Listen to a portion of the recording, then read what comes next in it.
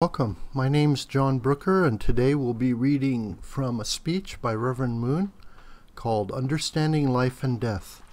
It was first given at the Interreligious Federation for World Peace in Washington, D.C., December 18th, 1998. This speech was given by Reverend Moon to religious and political leaders from around the world. In it, he stressed the need to clearly teach about life and death correctly, so that all people can properly prepare for their spiritual life.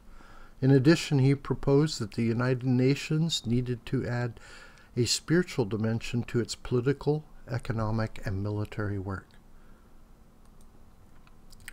We live in the physical world, but we know that this is not the only world that exists. There is also the spirit world. The spirit world is a definite reality. We also know that these two worlds, the physical world and the spirit world, are not meant to be disconnected from each other. They should be linked together as one single world.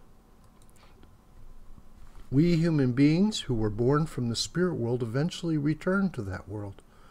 In Korea, we commonly use an interesting idiom in reference to death. When someone dies, we say he has returned home. We mean that the return to the point of life's origin. While in the physical world, we live in our physical body. Our mind, though, is headed toward the eternal world. We are born into this world and we pass through our teenage years, our 20s, 30s, middle age, and we eventually reach old age. Ultimately, we come to the end of our lives, just as the sun finally sets on the horizon. Those who know that the spirit world exists, however, know very well that the time spent in our physical body is relatively short and that the world we face after we die is eternal. They know that our life on earth is a period of preparation for the eternal world. Most people in society do not know with certainty about the original world where we go after life in this world.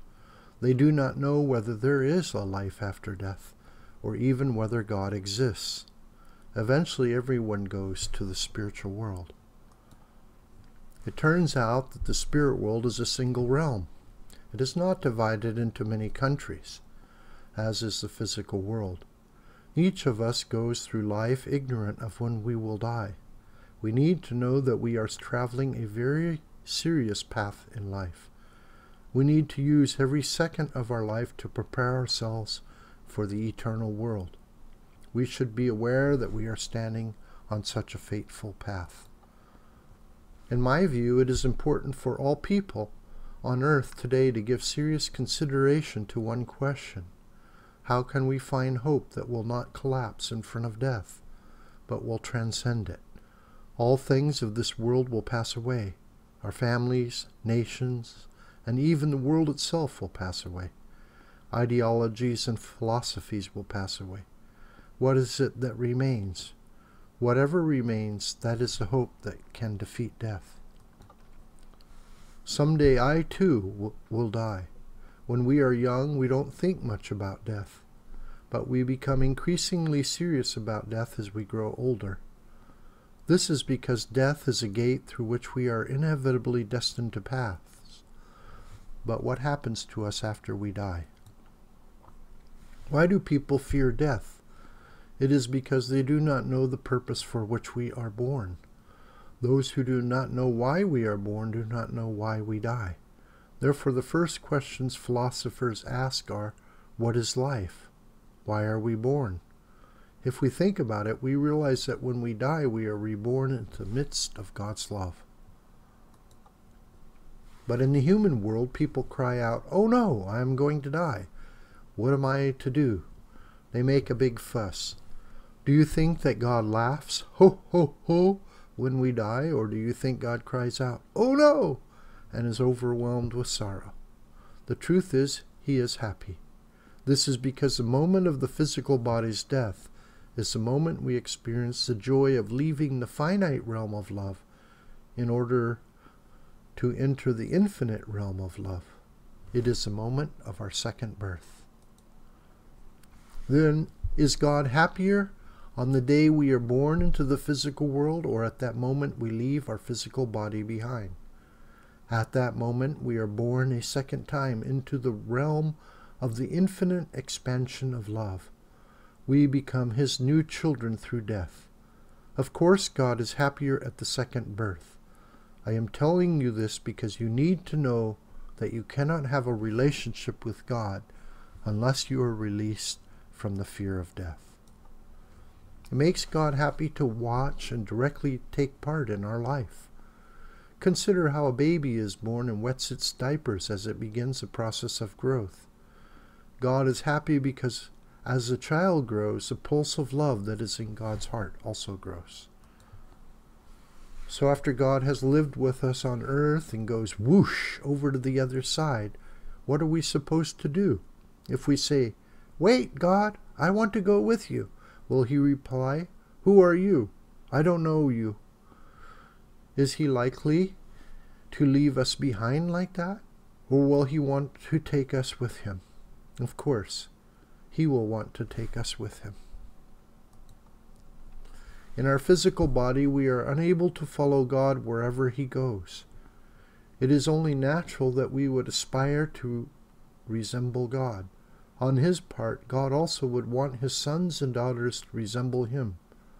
We must conclude, then, that God designed us to be born again into a body that enables us to resemble Him. God and human beings long for that eternal day when we can soar through the heavens together. The day we are born as beings who can take wing with God. The day we are born into that body, that is the day of our physical death. On that day we cast off the physical body like an old coat. Then should we welcome death or fear death? The answer, of course, is that we should welcome death. Wouldn't you like to be born as God's real sons and daughters who can receive and practice true love? If we could measure God's wealth, how rich do you think He would be? God is truly omniscient and omnipotent. Wouldn't He want His children to have everything? What do you think? God can go from one end of the vast universe to the other in an instant. Is this something that you would find interesting to do?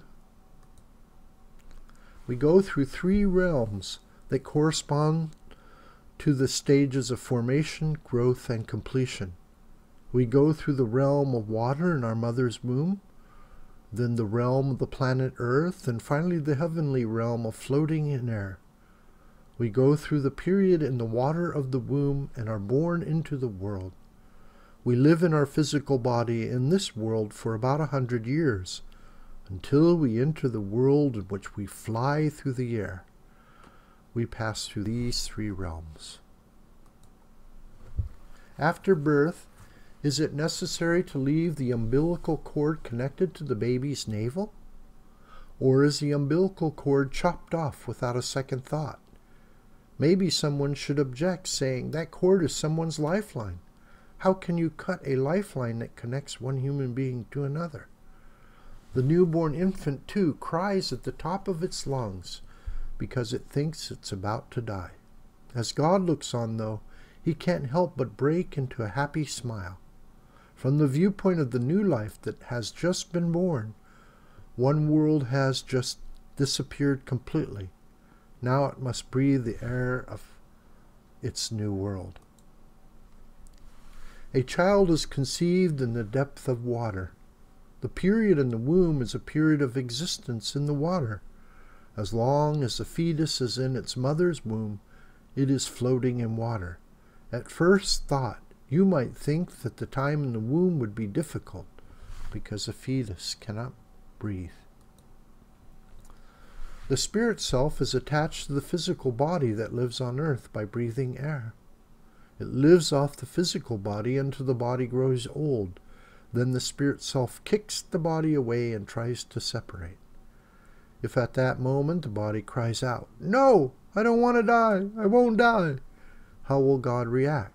Will He feel sorry for the physical body because of the pain it is enduring? Or will He quietly smile?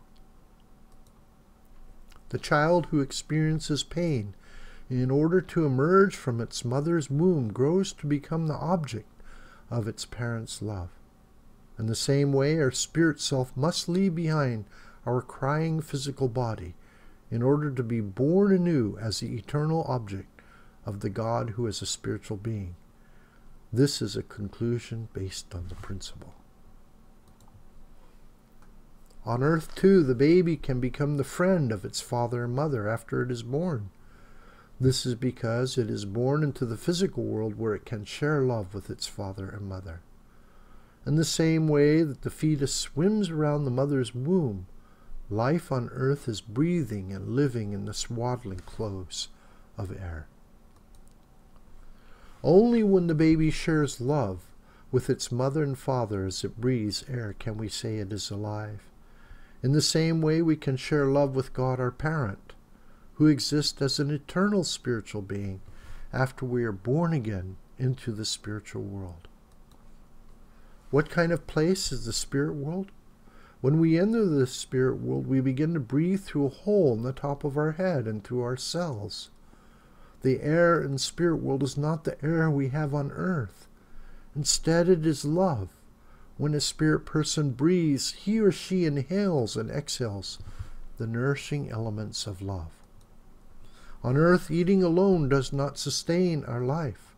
When we eat and drink, all we are doing is filling our sack with food and water. Eventually, we will die. The form we take during life on earth is our second existence. While on earth, we need to develop our character of love. Therefore, on earth, the thing we need most is love. Death destroys our ability to breathe in the second stage and connects us with the nourishment of love. We eventually have no choice but to leave the physical body behind. We cannot see love, but our internal structure develops centering on the love of parents, of husband and wife, and of children. Just as there is a normal development for a child in its mother's womb, there is a normal course of development on earth. We follow it by living in accordance with the laws of God. We cannot do it by living just any way we want. This video is a production of the SchoolOfTheWhiteCrane.com. I am the producer, John Brooker, and you can contact me at the SchoolOfTheWhiteCrane@gmail.com. This video will also be posted on True Family Values TV on YouTube. Thank you very much for listening.